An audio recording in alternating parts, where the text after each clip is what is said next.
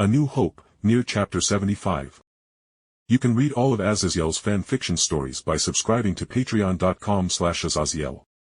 With the Machine Armies' actions in infiltrating the 3D printers, our plans to anonymously gather power were reduced to an impossibility unless I decided to forego my plans of making the world of RWBY my sort of hub world, as already YoRHa had managed to make technology that I and the techies of the Force could sense from across different worlds through the use of quantum tunneling and other obscure sciences I had zero chances of understanding.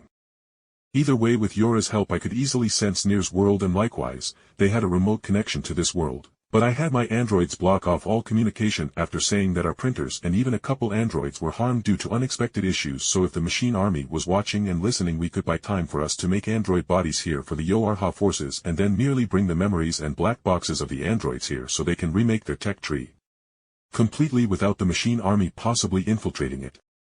But besides my plans for multiversal exploration, I had been spending the last couple of weeks acclimating Weiss to my androids, and other than some hang-ups consisting of the human grumbling about how they had bigger breasts than her, she got along with them after she realized they would more or less defer to her, in absence of my own opinion. This is why I was only slightly surprised when I awoke one early morning to the nostalgic feeling of being all but smothered in the weight of softer bodies surrounding me, which was definitely unusual, as my androids typically spent their time in their own room if they weren't working on giving Remnant actual internet security. "Good morning, Jake," Weiss sleepily muttered at my shifting form, and I could feel her breasts brushing against my chest through her thin sleeping gown before she got comfortable again and buried her nose into my neck. I wordlessly ran my hand along Weiss's bare back, making her hum in comfort as my mind cleared up. Then I looked to the side and saw the blonde head buried onto my other shoulder, and for a moment I thought it was young before I noticed the hair was far too short to be the bombastic girl, and then her identity was made apparent. 6-0, you hacked into the room security again," I whispered with the android flinching, and her face snapping to look at me and showing the oh-so-pitiful leaf-green watery eyes of the operator unit, who wordlessly begged me not to send her back to work so she could continue to record my every breath, twitch, and other bodily actions so she could save it to the server for other androids savor and enjoy. "Don't give me that look. A 2 is going to ride your ass if she finds you have been skiving off while she went on a patrol," I whispered, and the android's eyes snapped open at the thought of the stern and caustic to almost everyone else A2 giving her a lecture if she didn't go straight to giving her an actual ass whooping. "Alright, Jake. But Devola and Popola promised not to tell if I shared that message, being that you need to hurry up with Weiss," the android said as she carefully left the room with the other 4 sleeping teenagers, none the wiser due to it being so early in the morning on a weekend. I merely rolled my eyes as I wrapped my arms in Weiss's petite form and fully pulled her onto my chest so I could enjoy her warmth as well as, and with how affection-starved Weiss was, even in the depths of her sleep-filled mind she embraced my affection instinctively without the blushing Sundra act she would sometimes put on if I pulled her into my lap during lunch or other periods of relaxation. Well, her embarrassment aside, there was also the whole almost dozen androids constantly telling her to hurry up and get pregnant may play a part in how skittish she acted at times. A few minutes later, after I drifted off back into a light sleep, I heard Pira's rumble-only morning alarm that she used to get up first in order to enjoy a long shower without bugging us and go do a workout at Beacon's gym that was open 24 hours a day. "I will join in for the workout after your shower and I take one, huh?" I yawned as I used the free hand that wasn't holding Weiss to me to wipe the morning sleep from my eyes. I looked at Pira, who had thrown aside her thick blanket to show her green sports bra-covered chest and boxers-covered bottom off as she nodded in understanding. "Wake up Ruby and Jean, they need more training anyway," she muttered as she popped her back with an almost erotic moan when she stretched her arms above her head and tightened them. "You're saying Weiss doesn't need training?" I asked with an upraised eyebrow, and as the Amazonian woman relaxed from her morning stretch, she sent me an amusement-filled look. "With how that limpet is clinging to you, I doubt you will be able to sit up without her awakening," Pira called as she opened up the dorm room conjoined bathroom. A moment later, I heard her start up the shower, so I merely groaned at the thought of awakening the team's heavier sleepers in Ruby and Jean. "Weiss, it's time to get up," I said as I grabbed Weiss's hips and began lightly shaking her to awaken her. She groaned before looking up at me, and just to be cheeky, I gently cupped her chin and kissed her deeply, making her pink at the affectionate greeting. "Weiss, go ahead and use the other shower with Pira," I ordered, giving her well-sculpted rear a pat, making her yelp in surprise as I moved over, pretending I did nothing of the sort, and the act was merely me moving her to the side so I could climb out of bed still in my basketball shorts.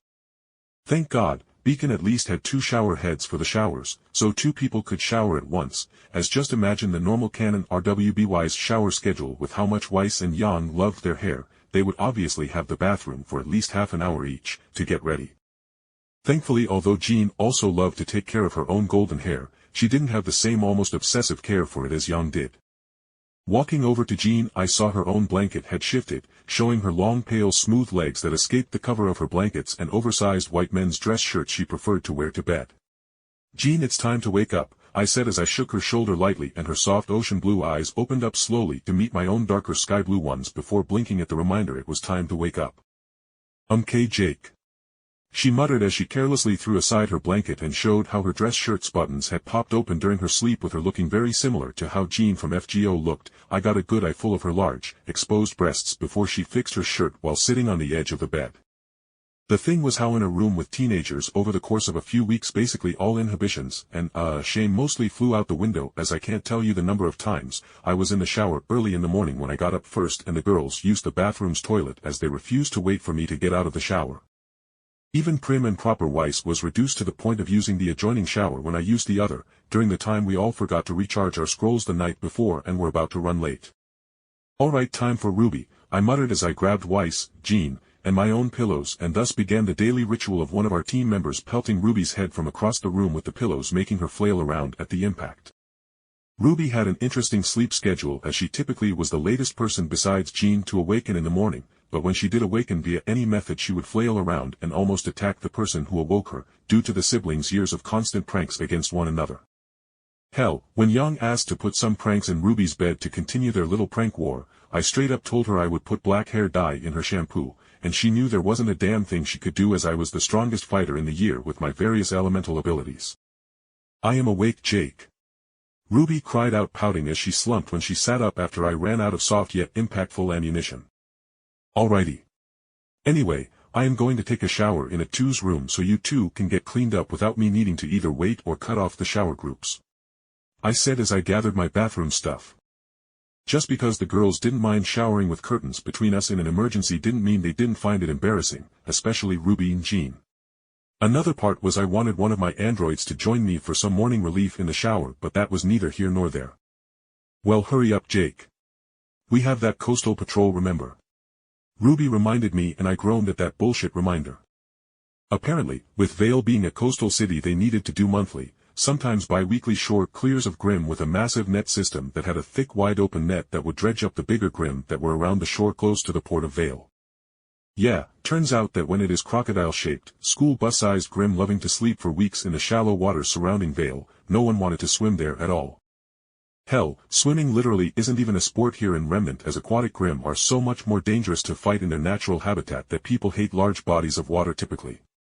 That's not even including the Grim, which is just a massive ball with dozens of tentacles and loves to just drag its prey underwater for it to drown.